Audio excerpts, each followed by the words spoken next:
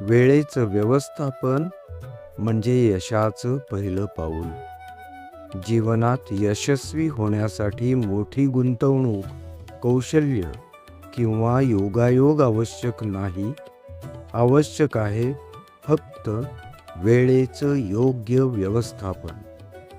सकाळी लवकर उठणं, प्रत्येक कामाची प्राधान्यक्रमाने आखणी करणं आणि सतत स्वतःला विचारणं, या क्षणी मी जे करतोय ते माझ्या उद्दिष्टासाठी उपयुक्त आहे का?